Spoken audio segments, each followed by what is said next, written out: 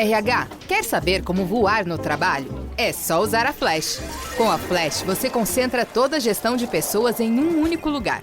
Faça a admissão dos colaboradores e solicite mais de 8 categorias de benefícios. Ah, e você ainda pode fazer todo o controle de ponto.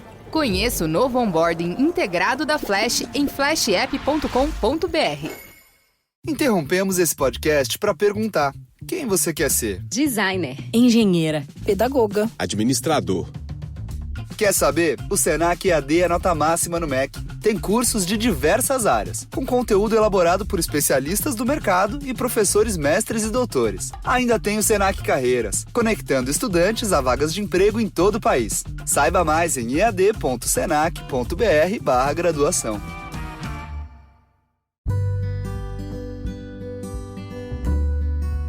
Hello and welcome to the Plant School podcast. I'm Rachel Tenney, and here we learn all about plants, how they work, how to care for them, and it's all taught in a way that anyone, from beginner to expert, can listen to, understand, and enjoy. So I hope that you will join me in Plant School.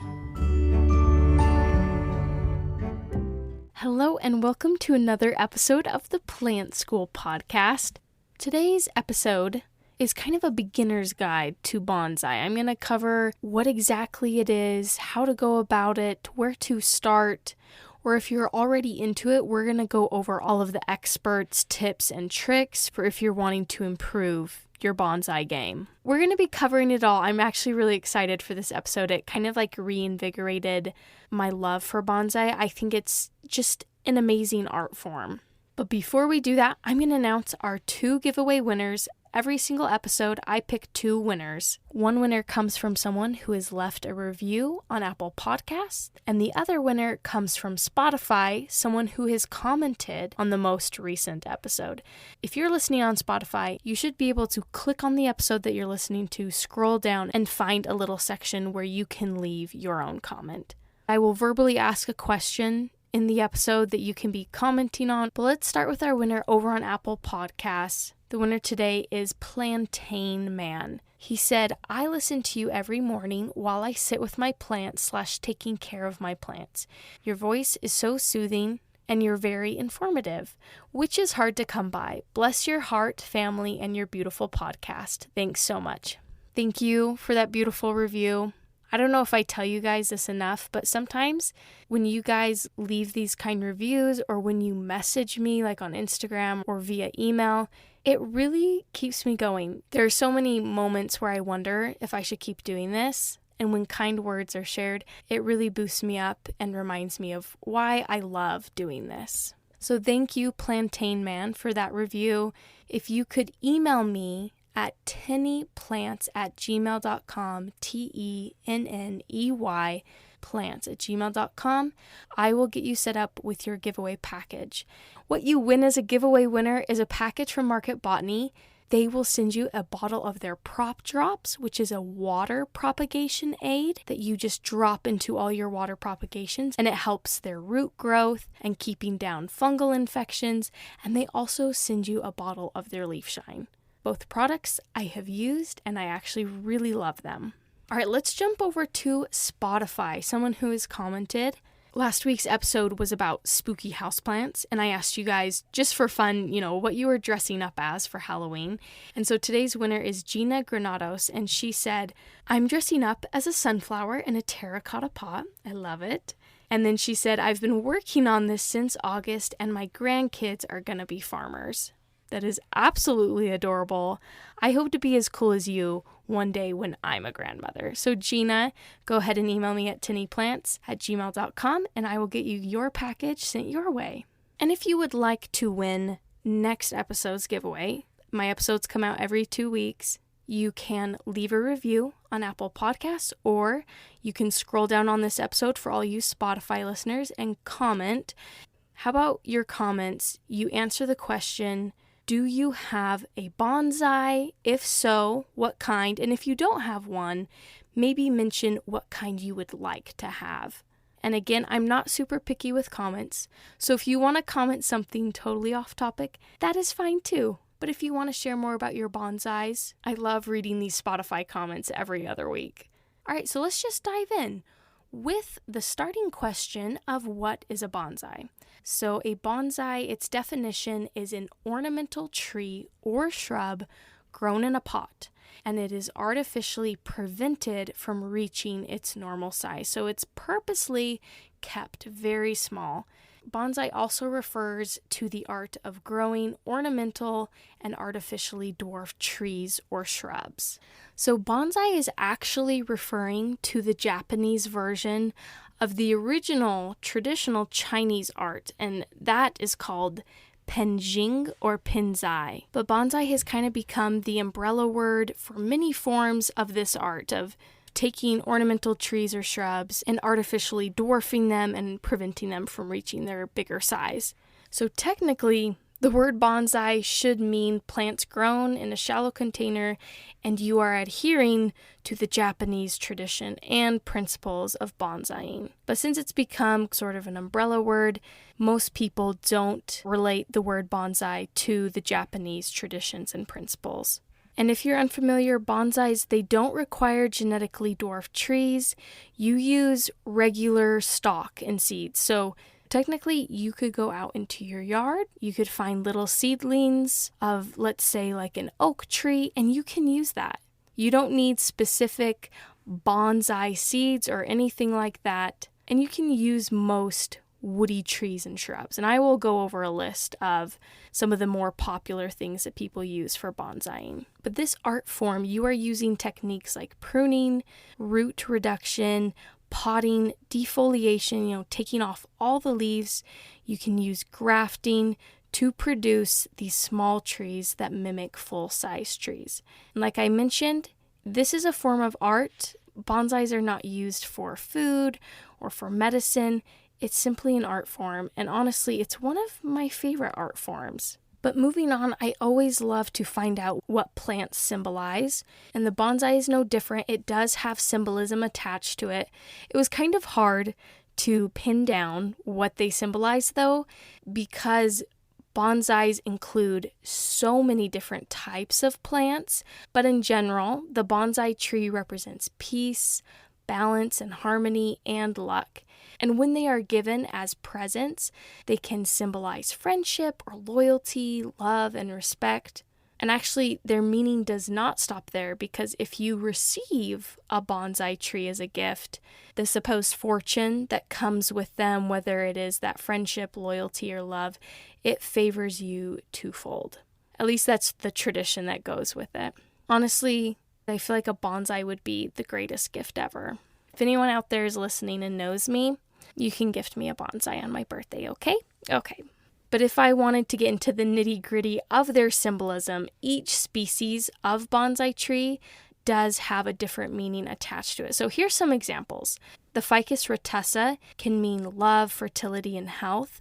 If you have a bonsai that's a Chinese elm, that can symbolize harmony, intuition, and strength. Or if it's a juniper, that can symbolize strength, power, and protection. And like I said, I could keep going on because there are so many different species that can be used in the art of bonsai.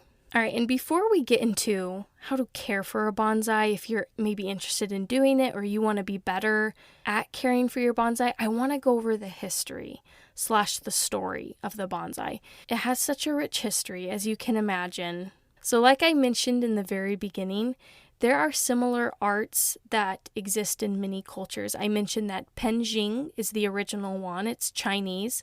Bonsai is the Japanese version. And there's also Han Nan Bo, which is the Vietnamese version.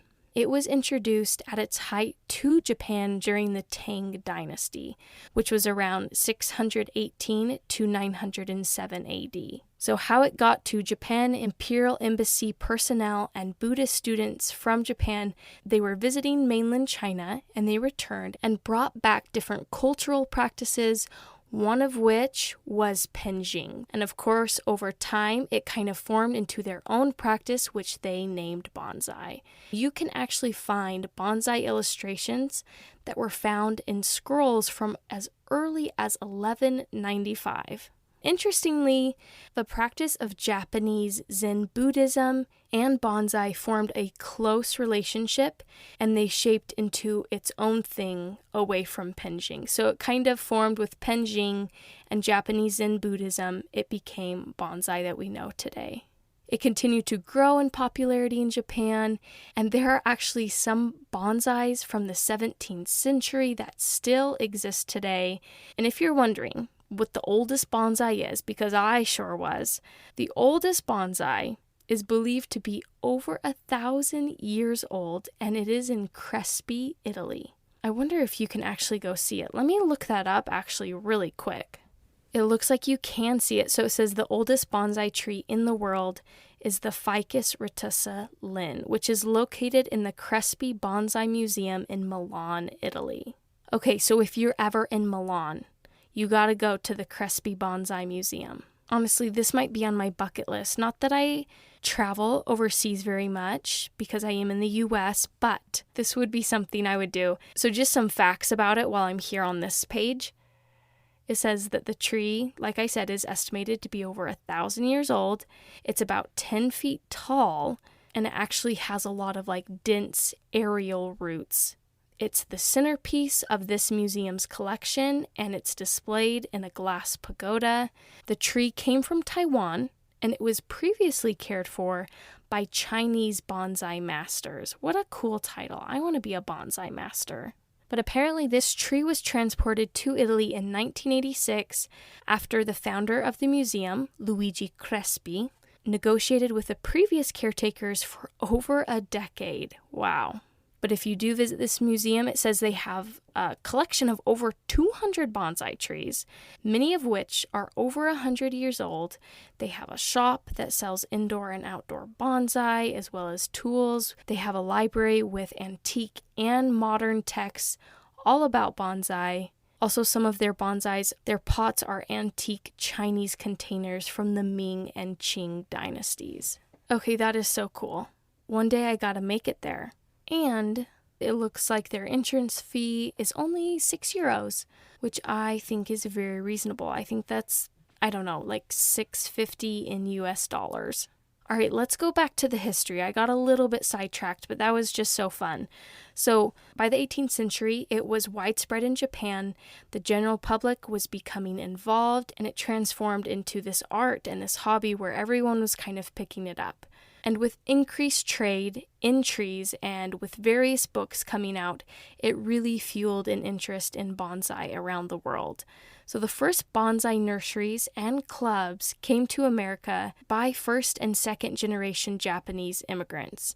The progress of bonsai's popularity was of course interrupted by World War II, but by the 1940s, bonsai had become an art form of international interest and involvement. So it wasn't just something that was over in Asian countries. It had come over to the Western world. And then, of course, today, it's a worldwide hobby. There have been over 1,200 books written about bonsai, and it's estimated to be an official hobby in over 90 countries and territories. There's at least 100,000 enthusiasts in some 1,500 clubs and associations worldwide with over 5 million hobbyists. And you could be one of them if you want to. Maybe this podcast will convince you. So if you're wondering what trees are popular for using as a bonsai, like I mentioned, you can use nearly any perennial woody stem tree or shrub species. So you can't go out and grow a tomato and make it into a bonsai. That is not a woody stemmed perennial. They have herbaceous stems, meaning it's more fleshy, more breakable, woody stem trees and shrubs. They have that hard lignin material in their stems. So you can use a Ficus retusa. This one is actually a really great one for beginners. It tolerates indoors. Most of you are probably familiar with ficus species. There's the Benjamin ficus, the fiddle leaf fig. They are very common indoor plants, and a Ficus retusa is no different. It is great for bonsai. That's actually what I have because I am a beginner. You can also use junipers, Japanese maples, zelkova, magnolias, ginkgos, jade plants, which is another indoor plant, and I thought was kind of interesting. You can turn that into a bonsai. Cotoneasters, money trees, another indoor plant, rosemary, redwoods, etc. There are so many more to that list that you could add on. You could try choosing something indigenous with your area. If you decide to start with a seed, just be aware that it can take 2 to 5 years for it to be big enough to practice bonsai techniques. So it's kind of a long game, but if you buy one that's already grown, of course you can start bonsaiing from there. And if you're wondering, well, how do you bonsai? What does that even mean? We are going to jump into it. We're going to talk about how to care for one, how to start, and if you're in it, how to be better at it. So, like I mentioned, you can start with a seedling or a seed. You can start with a cutting or a small tree. There are so many available online. If you bought one online, they kind of range in price. They can be like as low as $20. They can go quite high. I found one that was nearly $17,000. And that seems ridiculous. You're probably like, why is it so expensive? And that's because those bonsais that you can buy, that are $17,000, it is an art. It requires daily dedication. They are made from years, if not decades, of work. And the species can be rare, it can be difficult to grow, etc. So that is why they can get so expensive online. Of course, if you're just wanting to do it yourself, you can go with the $20 ones. And just for fun, the most expensive bonsai tree that has been sold was a centuries-old pine, and it sold for $1.3 million at an international bonsai convention in Takamatsu, Japan. The thing is beautiful. I don't blame them, but that is quite a chunk of change for a tree. But you know what? It's art, and some people really value this type of art, obviously. So moving on, let's go into how to care for them. So I mentioned that if you're just starting, a Ficus retussa is a great way to go. I also think if you're wanting to stay within the realm of indoor plants, doing a jade or a money tree can be a really fun way to go as well. But I will be giving some generalized tips for all the species that you can have for a bonsai. So let's start with watering. So watering a bonsai, it needs to be a regular thing, and it needs to relate to the bonsai species water requirements that you have. My rule of thumb is to always feel the soil before you water. Most bonsais will like moist soil, not wet. Don't rely on a routine to know when to water. Rely on feeling the soil. Too dry of a soil can cause unnecessary stress on your bonsai. And really, it's kind of a balancing act of stressing out your bonsai in a way to do what you want, but not too much where you kill it. So being regular at watering is key. The lighting needs of a bonsai is really important.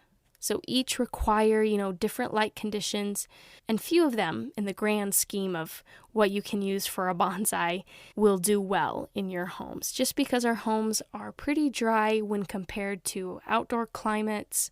And actually, the Japanese tradition of bonsai doesn't even include indoor bonsai because most trees are subtropical. They don't survive indoors.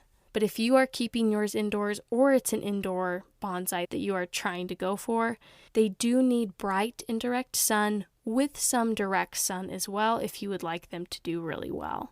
The ideal temperature for them is usually between 60 to 80 degrees, but it varies so much with each species, so take that with a grain of salt. For example, if you were doing one that's a tree that's indigenous to your area, it should be fine outdoors all year round. And of course, if it's an indoor plant like the jade or ficus, keep it inside. Moving on to fertilizing. So you want to fertilize kind of like you would any other plant during its growing season. And some experts recommend doing half strength of what your fertilizer recommends. You can use an all-purpose fertilizer, like a 10-10-10 or a 20-20-20. If you're unfamiliar with what those numbers mean, it's the NPK value of your fertilizer. It's the active ingredient percentage of nitrogen, and then phosphorus, and then potassium. If your bonsai is capable of flowering, and many are, and you want it to flower, consider getting a fertilizer that does have a higher phosphorus value. That's that middle number, because phosphorus is what aids flowering in plants. And there are actually whole guides dedicated to guiding you through fertilizing your bonsai tree at different times of years, what NPK value is best for when. So if you are really wanting to nail that down, you can look up those guides that are best for your specific bonsai. Moving on to their repotting needs and what kind of soil is best. This is kind of a big topic. I feel like each one of these topics, it's like, oh, this is something that needs to be adhered to strictly or you can kill your bonsai. That's kind of why it's this all-encompassing art form with these little trees. Each piece of its care is so meticulously done. So repotting occurs at intervals dedicated by the vigor and the age of the tree. The general rule is that the pot should be the same height as the trunk is wide above the surface. So honestly, their pots are generally quite small. And when you're repotting, there is a whole practice to root pruning. And it is just as important as pruning the upper part of the tree that you are seeing day to day. Root pruning can really help the vigor of your plant and have it doing well. The soil for bonsais, I feel like I keep saying this, but it is kind of specialized to the needs of each bonsai tree. But in general, the soil is a loose, fast-draining mix. So most bonsai trees will thrive on a mixture of pumice and lava rock and really loose, gritty material. And let's move on to pruning. Again, this is kind of another big topic. Probably the biggest notable part of bonsaiing is within pruning. There are special tools that have been developed for their maintenance, which includes pruning tools, there's aeration tools, and other sorts. But it's recommended that you prune your bonsai about 2 to 4 times a year. For most bonsais, you're going to want to prune the top because if you are familiar with trees, they have like a leading stem at the top, and it has the apical dominance, meaning it is like the dominant branch that is reaching up towards the sun. So if you prune it off, it will actually result in more inner and lower growth. It's something that tree pruners with normal trees, not bonsai trees, will use all the time in kind of helping having a lower, bushier tree. And it's important to note that some trees, like your pines, if you choose to do a pine for your bonsai, they actually do better with pinching off pieces rather than them being snipped off with a pruning tool. Because if you are snipping them, it can result in browning tips. So just be aware that not every bonsai will want you to use those tiny pruning shears that you can find online. Sometimes you just need to pinch them off with your fingers. And when you're pruning, what you are looking for is removing dead growth, of course. You also want to be looking at its structure. You want to be improving its structure, its aesthetics, how does it look from all angles and how can you make it beautiful in your eyes with the pruning. And another part of pruning is defoliation, so removing all of the leaves. And this is something that is only recommended on healthy bonsai trees. You are literally going in and snipping off every single leaf. They look quite sad by the end of it, but what this does is it encourages more full and finer growth. Finer growth meaning that those leaves will come back and they will be tiny and small and stay that way. But those tiny leaves are just so dang cute. I remember I visited my sister in London this past summer and we went to a garden show. It's called the Chelsea Flower Show. And they have this like big tent with tons of different vendors in there, selling flowers, selling their different products that relate to plants or different outdoor decor. But they also had a whole section of bonsais and they were so beautiful. They had tiny maples, some of which, they had manipulated to turn red. And they are just so cute and so beautiful. I'm trying to think of some of the other ones, but they also had induced them to flower. And those tiny little flowers on the trees, it was amazing. It blows me away. I could look at them all day. But the way that you get those tiny, cute little leaves is usually manipulated by defoliating your bonsai when it is healthy. That is key. When it is healthy, you can defoliate. And another kind of subcategory in pruning, along with defoliation, is wiring. So wiring as in you are getting copper or aluminum wires, you are wrapping it around your tree and down its branches, and then you can, from there, bend them and manipulate them how it grows. How long you keep those wires on is up to you. Of course, you don't want the tree growing over the wires so that you can't remove them. When I have done it, I usually keep it on for 6 months to a year to kind of get it in the shape that I would like, but it depends on what you're going for and what you're working with. And last little care tip, and then I want to talk about my personal approach to bonsaiing, but the last thing is pests. So bonsais can deal with pests like any other tree or any other houseplant, but if you keep up on its care, it will be significantly less likely to deal with a pest. But as with any pest, if you do notice it, you would take care of it as you would any other houseplant, or if it's an outdoor bonsai, as you would with any other outdoor tree. But like I said, I want to talk about my personal approach to bonsaiing and if I'd recommend it to everyone. You guys probably know my answer, let's be real. But I have a little Ficus retusa bonsai. They're really fun because they have these really fat stems that can create such unique shapes. So you're already starting with something that is interesting and unique, and you get to manipulate how it looks via pruning, the wiring, the defoliation, and all of that good stuff. So my personal approach, this is how Rachel does it. Do you have to do it like me? No. But I tend to work on one thing with my bonsai about every 3 to 6 months because I do want to avoid stressing out the tree while it's still so young. So for example, I mentioned wiring. I'll do that for 6 months and then I will prune it and let it rest for the next 3 to 6 months. Doing too many things at once can kill your bonsai. I feel like everyone has a story with how they've killed a bonsai because it is this balancing act of stressing out your tree, but not to the point of death. You just want to stress it enough to become what you would like it to look like. And another thing I love to do when I am working on my bonsai is keeping a 360 perspective, and I mean that in the most literal sense. I am spinning the tree around as I prune it. I'm looking at the shape that I would like it to be at one day and working towards that vision. My last little tip is just to be patient and to enjoy it. It's kind of a Zen practice going back to those Japanese principles. It can be very calming. And so if you're wondering if I recommend it for everyone, I would say yes. If you enjoy houseplants, which you probably do, you're listening to this podcast.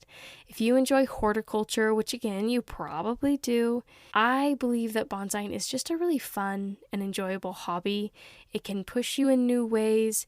And like I said, it can be a very relaxing practice, which I think is a huge reason why we all get into houseplants in the first place, is that it is something that is relaxing and enjoyable, and I think bonsai can be a great part of that.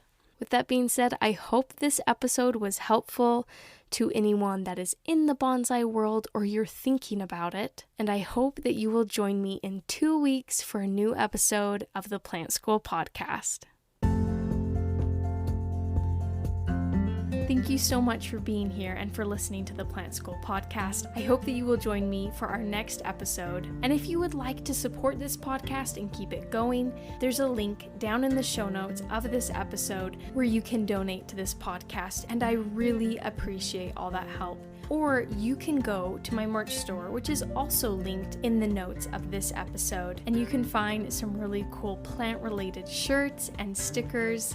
And if you want to support the podcast but spend no money, feel free to share it with a friend, leave a review. All these things greatly help me out and allow me to keep doing this. Again, thank you so much for listening and for being here at the Plant School Podcast.